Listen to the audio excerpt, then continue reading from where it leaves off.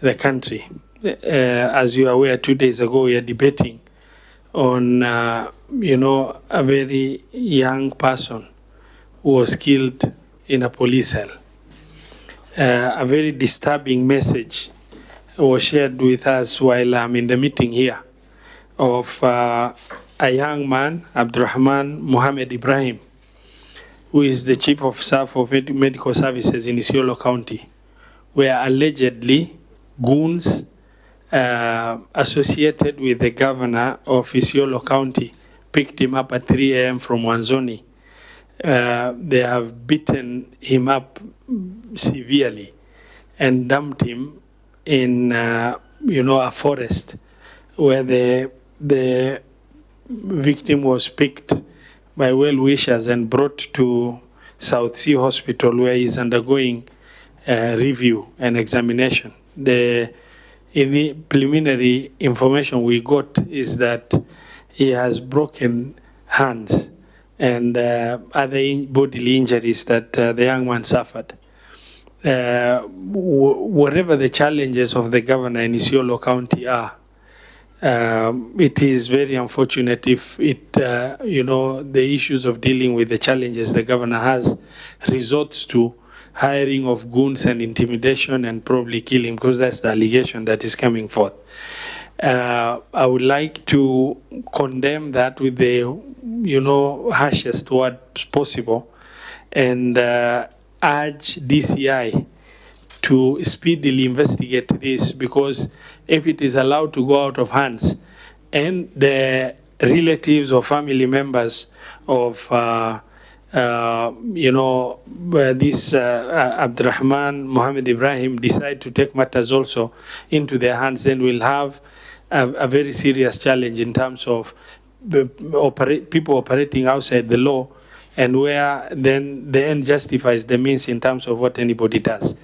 Now, that is a very, concerning issue for us as leaders, as senators, and the best way to manage is for DCI to be able to investigate speedily this allegation that goons hired by the governor are involved in this issue, and be able to put this issue, pin it to the persons who are involved, and the necessary actions be taken in order to make sure that this situation is not left to go out of hands.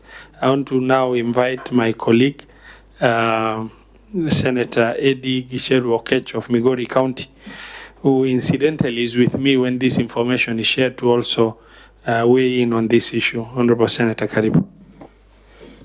Thank you, Chair.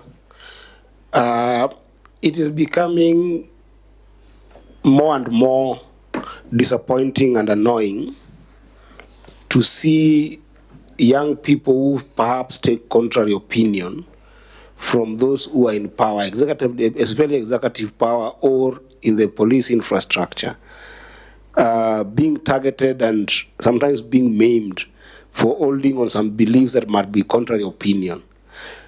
We highly and strongly condemn what has happened to Abdiraman Mohammed from Isiolo. And as has been said, he was picked from Manzoni in Machakos County in the middle of the night, almost towards dawn at 3 in the morning, tortured, battered, beaten, and actually bullied to the extent that we cannot be able to say how much injury has sustained, but definitely this kind of torture could equally be fatal. We condemn this highly, and we want to say that the DCI should not only investigate, but the DCI must summon the governor of Isiolo, because it's alleged that the goons who beat this young man and who have tortured this young man are associated with the governor of Isiolo. We are asking the DCI that he summons the governor of Isiolo to make statements and to give light to what could have happened to this young man. And if possible, the police should also take action to be able to trace a number of people who went to pick Abdiraman Mohammed Ibrahim from the hotel where he was, because we are sure that those kind of places will be having CCTV so that we can be able to start digging into this matter. Because these kind of things will make this country go into anarchy if they're not controlled. When more young people are being targeted by anybody who is in a position of power, it aggravates the other young people. A war to a young person, one of them, is a war to all young people, all of us. So therefore, the governor must be held accountable, and accountability starts by writing a statement at the DCI.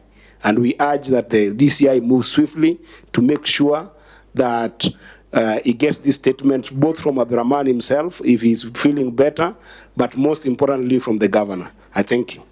So far, it's alleged that the goons are associated with the governor. We are not in a position to confirm. It is directly until investigations reveal as to the truthfulness of the allegations that has come. But what is certain is that Abdiraman has been picked, brutally beaten. And the initial report indicates he has broken one limb, and other bodily harm internal otherwise is not clear yet. We don't know the situation he is in right now. We can only get to find out if DCI does its job of investigating who are behind this issue, and I'm 100% sure there are CCTV cameras that will give us information unless they are tampered with. Thank you very much.